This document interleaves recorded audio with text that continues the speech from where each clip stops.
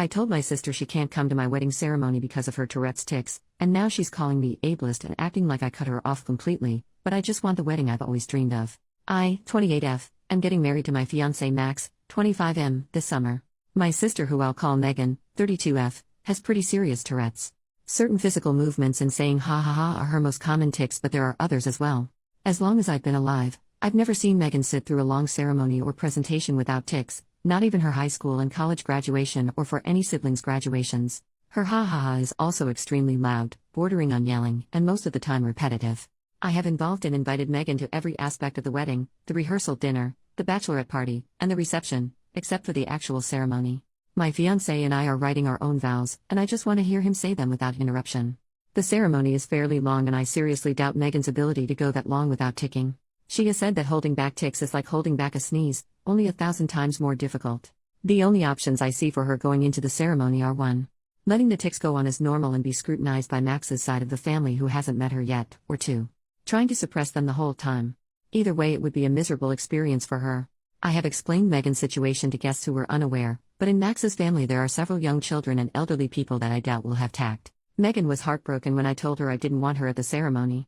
I explained my reasoning to her about how the ceremony wouldn't be fun for her either way, but she didn't want to hear it. She admitted that she will likely tic when we're reading our vows, but insisted we can just pause and carry on or speak over it. I know this is selfish, but I don't want Max to pause or speak over someone. I want him to read his vows just as he wrote them. Megan has accused me of being mean, ableist, and a bridezilla. My dad is on my side, my mom is on Megan's side, and my other sister, 24F, agrees with me but thinks I should let her come anyway. Max supports whatever I decide but says he hopes this doesn't fracture our sister relationship. So, am I really in the wrong for this? Edit: the kids I'm mentioning went to Max's cousin's wedding last year and were very well behaved, even though their ceremony was longer than what we're planning ours to be, so that's why I'm fine with them. I don't know if this helps, but I am also autistic and have severe struggles when my routines are interrupted or when things don't happen how I planned them. I have often been accused of being a control freak, 2 type A, etc. Maybe this is just me letting my controlling personality get in the way. Edit number 2. I'd like to clarify my biggest issue isn't the verbal interruptions, which would greatly upset me anyway, but potential harm for Megan and other guests. There is a non-zero chance she could injure herself or others. This is the actual crux of the issue. I could potentially handle verbal interruptions, although they would make me incredibly unhappy and uncomfortable, but I don't think I can deal having to stop the wedding because someone has been hurt. It usually only happens in high-stress situations or when she was younger, but crowds and large groups of people have historically been a trigger for her, and the ceremony would require her to stand in front of a huge crowd pretty closely to other bridesmaids. It's happened only a few times in the past year, which should make me feel confident, but I feel like the anxiety has just been growing and growing, and I don't know how to stop it other than making sure there is a 0% chance it could happen. Even though she said she could deal, she has a history of either underestimating or minimizing how bad her tics would be. She said she could handle her stressors and manage them but whacked me in the face at a funeral a couple years ago. She says she can handle the wedding, and I'm truly sorry if this is ableist, but I simply don't believe or trust her anymore. She is either not being truthful with me or herself about how bad the tics can get. Sorry for so many edits. But I did not mean to communicate that I was ashamed of Megan or cared if Max's family did not approve of her. If that was true, I wouldn't have her at any parts of the wedding since those family members will also be there. Based on her previous reactions to similar situations, I assumed that kids staring would upset her, not me. Stress is a trigger for her. But people in the thread were right about how it wasn't my place to assume and dictate how she would feel, and I messed up on that part. It's hard to balance when Megan does have a history of downplaying or underestimating how bad things could get. Minor update: I called my dad to double check, but there is a nursery room in the church where people can watch what's happening in the church live on a TV inside. I hadn't known about it because it wasn't there when I was a kid, but it will definitely be on my list of proposed compromises when I speak with Megan. I want to address some frequently asked questions. Why didn't you suggest a compromise, such as Skyping? I genuinely did not think of them. I struggle with rigid thinking, and often categorize things as an absolute yes and no without thinking of any options in between. The suggestions for compromise have been very helpful, and I will bring them up to Megan. How would you feel if you were disinvited because of your autism? If the reasoning was sound, such as they believe the environment would lead me to have a meltdown, then I would understand. What if your child has Tourette's? How would you feel if they were excluded? Since Tourette's, as many of you have pointed out, is genetic, Max and I have thoroughly discussed how we would raise them. We will always demand reasonable accommodations from school and the workplace, but we will not insist they be involved in every single activity that kids without Tourette's can do. If we had a child that was in a wheelchair, we would not insist they be put on the track field alongside able-bodied kids to see if they can will a 400-meter faster than they could run it. We would find an organization that caters to children in wheelchairs and specializes in helping them be active. Our hypothetical child will understand that they can't participate in everything the other kids can, but we will always provide alternatives and they will never be made to feel less than because of it. Why can't you just say your vows in private? I don't want to. That's literally it. I feel pretty justified in all my other plans regarding Megan, but this is simply a selfish desire rooted in nothing but Max and me's feelings. The thought of doing vows in private makes me unhappy, the thought of doing it in front of everyone makes me happy. You can call me the jerk for that if you wish. Why doesn't your family consider that her tics particularly distress you because of your own disability, autism? It has never been taken very seriously by my family because it pales in comparison to Megan. If one child is drowning and the other one is just barely treading water, you go to the drowning child first. Why are you marrying into Max's family if they will be ableist to Megan? They have never been ableist to Megan. When I say I worry about their behavior, I specifically mean younger children and elderly people who aren't mentally there being able to stop themselves from staring. Why do you care what Max's family thinks? I don't. I don't know how else to communicate that. It's not just that Max's family staring upsets me. The real issue is that when they stare, it upsets Megan, which stresses her out and increases the likelihood of her titching. That stress can trigger a violent tic, putting her at risk of harming herself or others. There is also selfish option 2, where it causes a verbal tic and the consequence is just me being upset.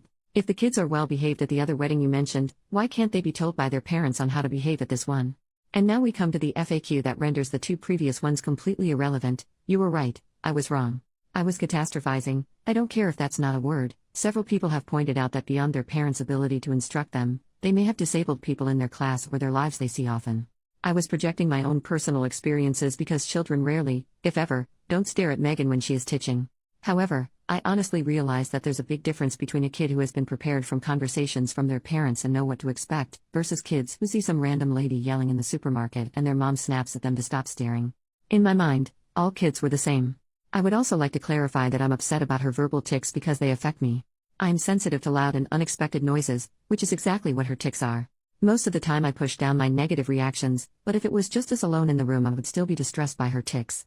What are her violent tics? The 3 main ones I know of are the elbow, stomping, and flailing her arm. Stomping and flailing her arm are just normal motor tics that people are sometimes caught in the crossfire of. With the elbow, she's explained she must elbow someone or something. Most of the time it's just the wall or whatever chair or couch she's sitting on, but sometimes it's a person. The elbow is also dangerous because it comes on very suddenly and is hard to hold back. The most recent elbow victim was the couch at my parents' house. The last human victim was my dad at Thanksgiving. No offense to him, but he has a decent layer of fat insulating him, so he was fine. Update: the next day, all 3 girls are moved out the house. Max and I have an apartment in a big city that will remain unnamed for privacy reasons, and my youngest sister, 24F, I will call her Mia, is in law school at a university that will also remain unnamed. We're both in relatively drivable distances from our hometown, where Megan and our parents live. It's a small town where everyone knows everyone type of deal, and Megan attended a community college where she was already known by the professors and student body. While Megan lives on her own, she is very reliant on our parents.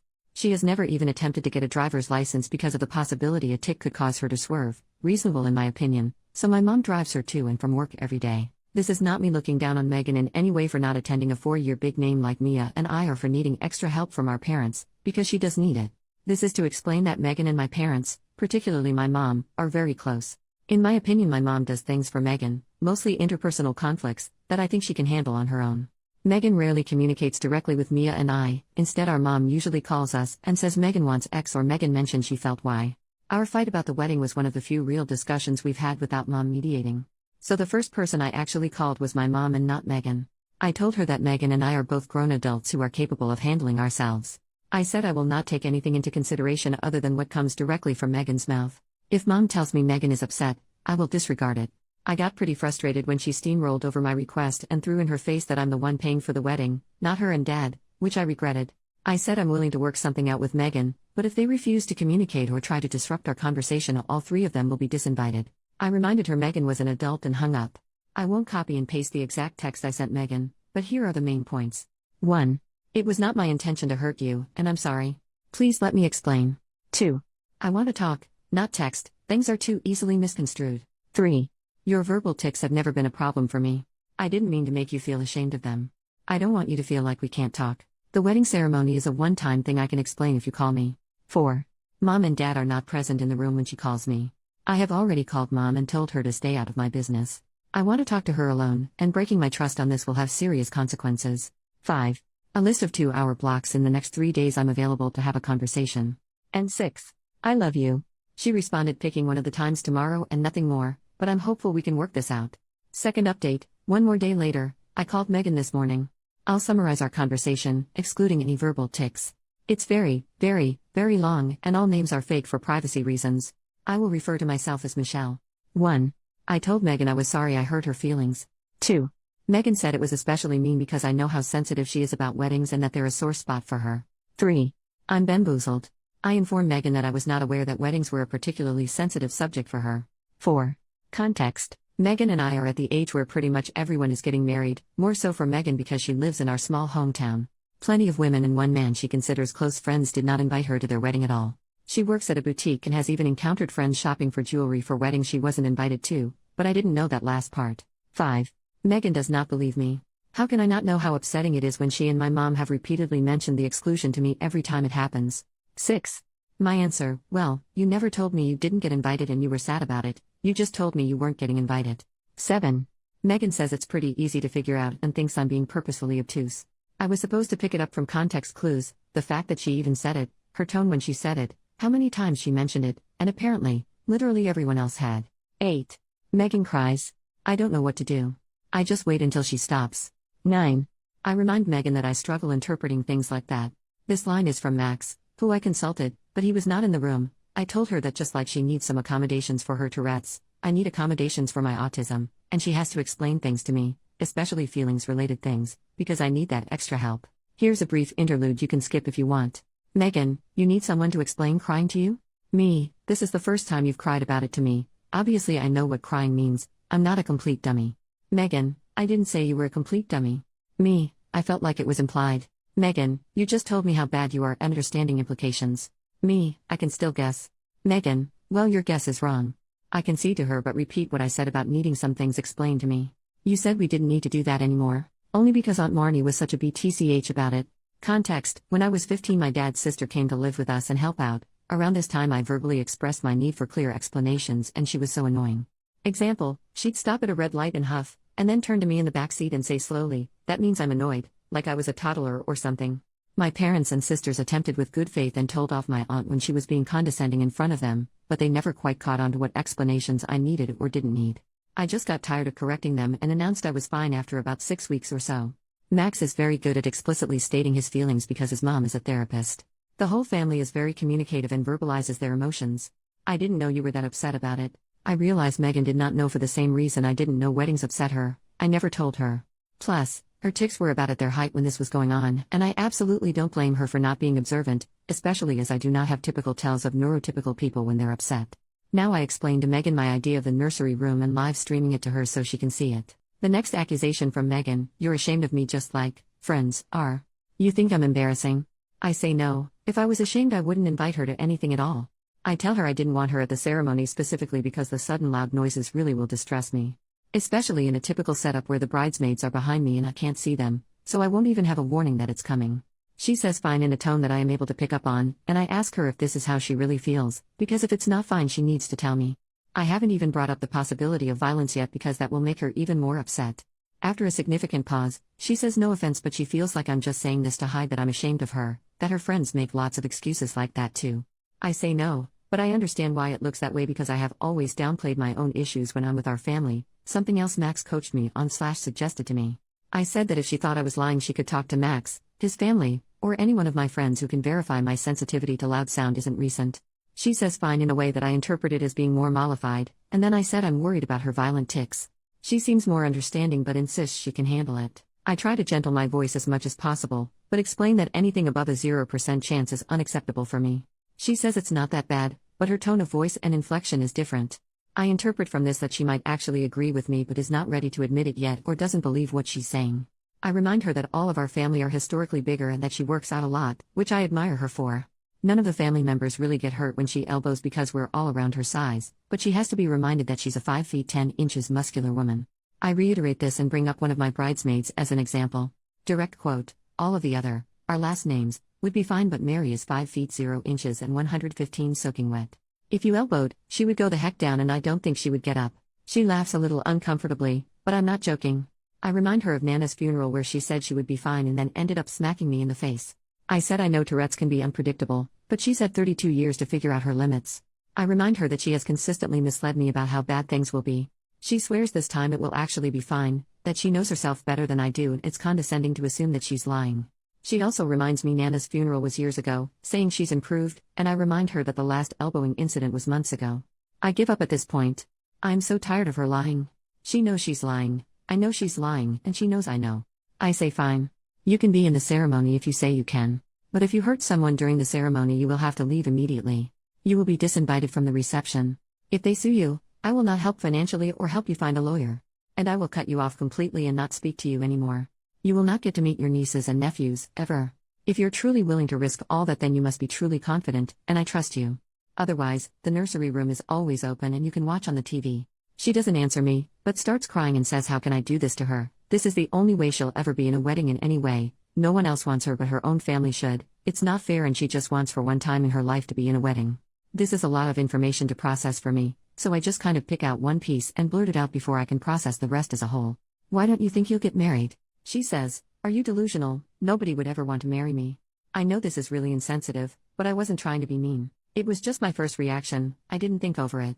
I just said flatly, Megan, you're being really stupid. This seems to shock her into silence. I continued, you're very smart, you're very pretty, you work out, and you're a good person. There are lots of people out there you haven't met yet that could be a great match, maybe even someone who has Tourette's too, so writing yourself off and preemptively giving up is incredibly dumb. She sighs and says, you don't get it. I say yes I do, that I never thought someone would understand me until I met Max. I tell her that she's stayed in our hometown her whole life, and there's a reason I didn't marry anyone from there. I did something off script, which surprised me, but I said I know she doesn't like big crowds, but she should come to city with me and Max, or just me.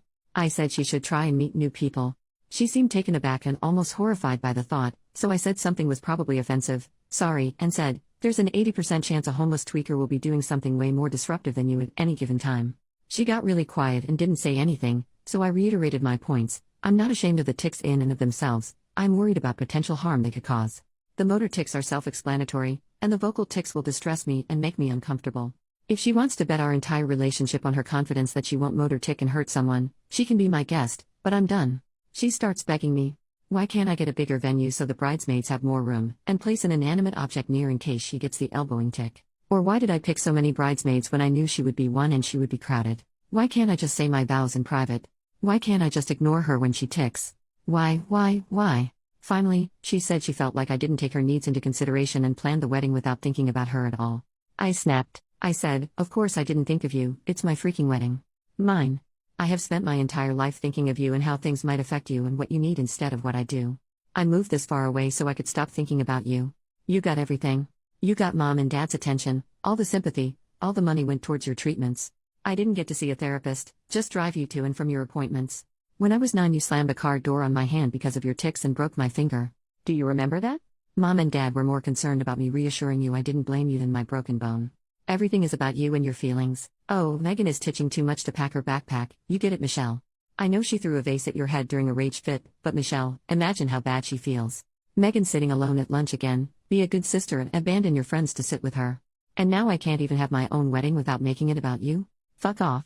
Megan was silent and then hung up. Something else that was brought up in the comments that has now been resolved. Yes, Max has feelings about my family dynamic but always allowed me to dictate it, both because he knows I like control and because he doesn't have much experience with disabilities. 95% of things, we offer feedback to the other if we think they need it, seek advice, discuss, etc. But for my family, he never really said anything except a variation of I support your decision. He said he would like to have input, especially as they will soon be his family as well and, hopefully, interacting with our future children. I can get annoyed because his mom's a therapist and uses therapy speak pretty regularly and it's been passed on to both her kids. Secretly, I think he thinks he's sort of an honorary therapist because he was raised by one and got treated by another. Earlier in our relationship when I was accepting his advice for family matters, he would say things like you seem to have an avoidant attachment style, probably from being ignored by your parents in childhood. I told him in no uncertain terms I did not care to be psychoanalyzed and that was that. We talked a lot, but the gist of it is that he has had opinions on my family and struggles with his instinct to protect me and his desire to respect my decisions. From now on, I am going to listen to him and take his opinion into consideration when deciding about family matters. He promised to stop the therapy talk and says that was more him being 21 and trying to impress me with big words. I have noticed he doesn't really do it anymore. So after my call with Megan I walked into our shared bedroom, and he didn't even have time to ask how it went before I burst into tears. He held me for a while. I am fine with physical touch and affection, especially from him, as long as it's not unexpected. Eventually my phone started ringing again and I saw that it was Mom. I told Max that I didn't want to talk to her, but if I didn't pick up it would become a whole thing. He just silently held out his hand, and when I realized what he meant, I put my phone in it.